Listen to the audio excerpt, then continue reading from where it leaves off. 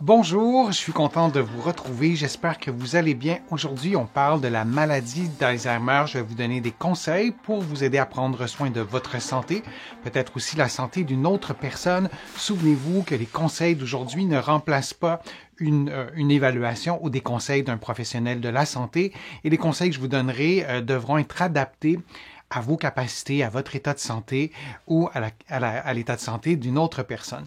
Vous allez trouver plusieurs des conseils que je vous donne dans mes livres, notamment 99 façons de prévenir les effets du vieillissement et Lève-toi et marche. Vous allez trouver ces livres-là en librairie ici au Canada, mais aussi de l'autre côté de l'Atlantique et je vous mets les liens dans la description de la vidéo pour que vous puissiez les trouver facilement. Est-ce qu'il y a vraiment des bienfaits à bouger plus souvent pour prendre soin de notre cerveau? Et lorsqu'on parle de prévention, il faut parler de la prévention secondaire. Donc, une personne qui a reçu un diagnostic de la maladie d'Alzheimer, qui a de toute évidence des symptômes, est-ce que l'activité physique, ça change quelque chose? Vous vous occupez d'un proche, d'un membre de votre famille qui a un début ou qui est à un stade plus avancé de la maladie. Est-ce que c'est utile de la faire bouger ou de le faire bouger? La réponse, c'est oui. Je vous encourage à le faire de façon sécuritaire, évidemment. Et ces chercheurs, c'est une autre étude que je vous présente, conclut en fait qu'un programme d'activité physique de 2 à 5 mois, donc on veut le faire durant quelques mois, hein, c'est pas une journée ou deux, serait bénéfique pour l'amélioration des fonctions cognitives, des symptômes neuropsychiatriques, par exemple les troubles de l'humeur et de la qualité de vie chez des personnes atteintes, comme je vous le disais, de la maladie d'Alzheimer. C'est pas rien, ça non plus. Donc, chez des personnes atteintes, il y a d'autres projets d'études aussi en cours qui semblent démontrer ça aussi. Alors, encourageons l'activité physique. Quoi faire comme activité physique?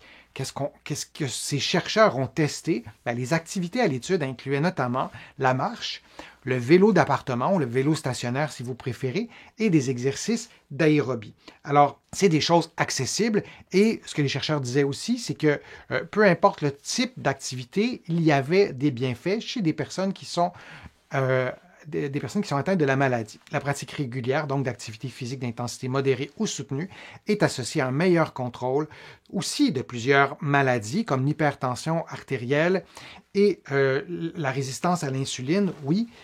Alors, vous allez faire une pierre, 2 coups, 3 coups, 4 coups parce que c'est vraiment associé à une amélioration de la santé sur plusieurs aspects et particulièrement les maladies qui sont liées à un problème de la santé cardiovasculaire.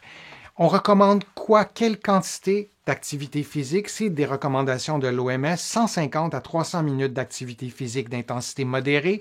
Vous trouvez ça beaucoup? Si vous avez répondu oui à cette question-là, c'est peut-être parce que vous n'en faites pas beaucoup en ce moment. Moi, je vous conseille d'y aller vraiment graduellement.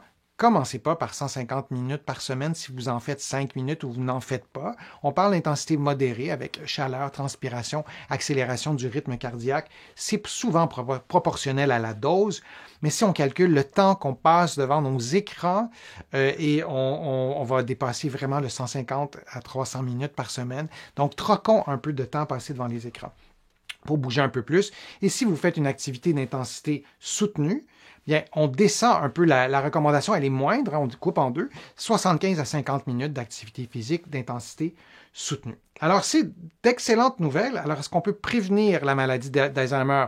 Bien, probablement. Est-ce qu'on peut prévenir les facteurs de risque? Assurément. Il y a aussi des exercices de résistance qui semblent un peu moins efficaces dans ce cas-ci précisément, mais qui sont tout de même recommandés, et c'est recommandé aussi pour la santé en général, la santé cardiovasculaire, nos muscles.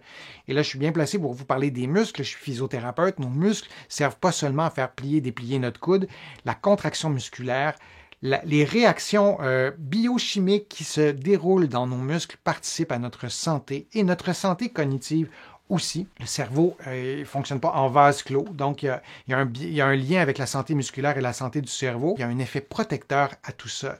Et moi, je vous encourage vraiment à bouger plus souvent. Et dans notre société, il n'y a pas tant d'éléments qui nous encouragent à le faire. On est souvent en position assise, on se déplace en voiture.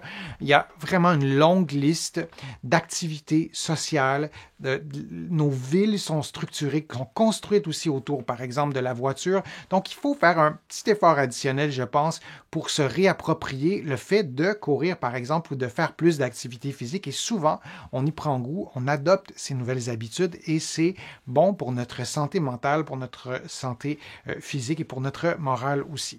Je vous remercie de votre présence, d'être là sur ma chaîne. Je suis toujours ravi de lire vos commentaires, de répondre à vos questions. J'espère que les informations que je vous ai transmises aujourd'hui vous ont été utiles.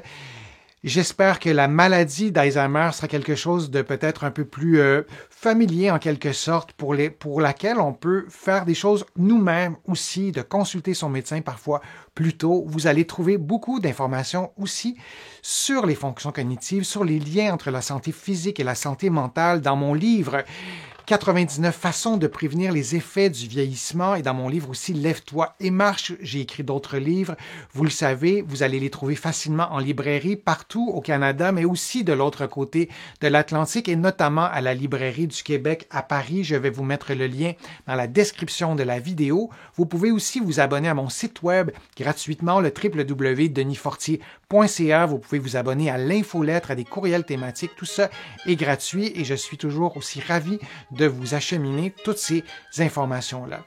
Et vous pouvez aussi contribuer à ma chaîne en cliquant sur le petit cœur sur YouTube. Vous pouvez le faire maintenant. Sans vos contributions, je ne parviendrai pas à vous produire autant de contenu. Et si vous avez contribué, je vous remercie vraiment très sincèrement.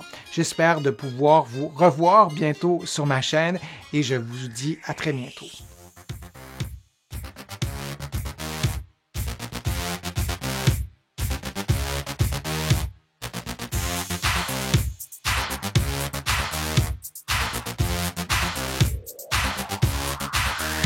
Shh.